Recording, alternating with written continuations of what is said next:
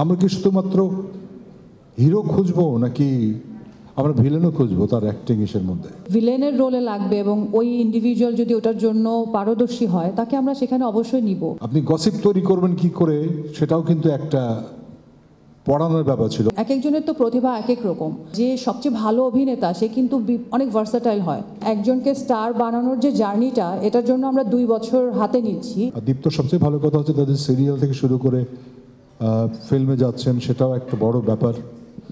তো নিশ্চয়ই সেই জায়গাটা তৈরি হবে যেখান থেকে এই লোক যারা আসবেন তাদেরকে বিভিন্ন জায়গাতে আমার ইসের মধ্যেও ছিল যে আমরা কি শুধুমাত্র হিরো খুঁজবো নাকি আমরা ভিলেনও খুঁজবো তার অ্যাক্টিং এর মধ্যে। মানে লক্ষ্যটা হওয়া উচিত সেই অভিনেতা এবং যে নিজেকে স্টারে রূপান্তর করতে পারে। আমি যদি অ্যাক্টিং নিয়ে পড়েছি, জাস্ট আমরা জানি না আমি করবেন কিনা, কিন্তু একটা সাবজেক্ট ছিল পুনা ফিল্ম ইনস্টিটিউটে অ্যাক্টিংয়ের সময়, অ্যাক্টিং যখন পড়ানো হতো, how to make a stories about yourself. আপনি গসিপ তৈরি করবেন কি করে সেটাও কিন্তু একটা পড়ানোর ব্যাপার ছিল। অনেকভাবেই কিন্তু মিডিয়া অ্যাক্টারও কিন্তু তৈরি করতেন নিজেদের সম্পর্কে, মানুষ আলোচনা করুক, এটা কিন্তু যায় একটা জায়গাতে। So we cannot deny it. আর স্টার কিন্তু আলোচনার মধ্যে আসে বিভিন্ন কারণে, তার পার্সোনাল লাইফ থেকে শুরু করে অনেক কিছু।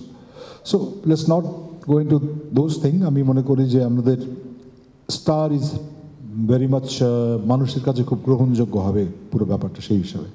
ভিলেনের রোলে লাগবে এবং ওই ইন্ডিভিজুয়াল যদি ওটার জন্য পারদর্শী হয় তাকে আমরা সেখানে অবশ্যই নিব। এক একজনের তো প্রতিভা এক এক রকম। যে সবচেয়ে ভালো অভিনেতা সে কিন্তু অনেক ভার্সাটাইল হয়। একজনকে স্টার বানানোর যে জার্নিটা, এটার জন্য আমরা 2 বছর হাতে নিচ্ছি। স্টার হান্টের প্রক্রিয়া, যেখানে আমরা top 3 male and top 3 female actor অ্যাক্ট্রেসকে বিভিন্ন প্ল্যাটফর্মে আপনার নায়ক নায়িকার চরিত্রে কথা বলছি। এখন ওই যে আমাদের যখন স্টোরির রিকোয়ারমেন্টে একজনকে আসলে ভিলেনের রোলে লাগবে এবং ওই ইন্ডিভিজুয়াল যদি ওটার জন্য পারদর্শী হয় তাকে আমরা সেখানে অবশ্যই নিব। আর কালকে আমি আমার একটা আমাদের তো অবভিয়াসলি স্পন্সরশিপের জন্য ক্লায়েন্টদের কাছে যেতে হচ্ছে। যখন আমি প্রেজেন্ট করছিলাম, সো একজন আমাকে বললেন যে আমাদের এখান থেকে যাদেরকে আমরা পাবো টপ 10-এর মধ্যে থেকে আপনারা কি আমাদেরকে অ্যালাউ করবেন যদি আমাদের টিভিসিতে ওদেরকে আমরা নিতে চাই। তো যেহেতু আপনারা একটা এই ট্যালেন্ট নিয়ে কাজ করছেন, অনেকেই আসবে। এক একজনের তো প্রতিভা এক এক রকম, সবাই একই রকমভাবে হবে এবং না। এবং অভিনয় কাজটা তো অনেক যে সবচেয়ে ভালো অভিনেতা সে কিন্তু অনেক ভার্সাটাইল হয়। বিভিন্ন রোলে যে অনেক ডিফারেন্টভাবে অ্যাক্ট করতে পারে, সেই কিন্তু সবচেয়ে বড় অভিনেতা বা অভিনেত্রী। যত ভার্সাটিলিটি থাকবে তত তার অডিয়েন্সের কাছে গ্রহণযোগ্যতা থাকবে। আমরা তো সেটাই দেখে আসছি।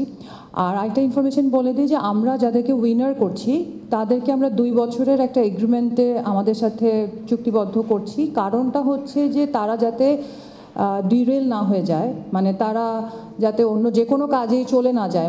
একজনকে স্টার বানানোর যে জার্নিটা, এটার জন্য আমরা 2 বছর হাতে নিচ্ছি, যাতে করে ওদেরকে আমরা আমাদের প্ল্যাটফর্মে রেখেই তাদেরকে যে কোনো কাজেই যাতে তারা চলে না যায়, তাদেরকে কাউন্সেলিং করা থেকে শুরু করে কোন রোলে সে কাজ করবে সেটাও আমরা কাউন্সেলিংয়ের মাধ্যমে তাদেরকে দিতে চাই, যাতে করে তারা আমাদের গাইডেন্সের মধ্যে থাকে। এটাই অবজেক্টিভ আর কি।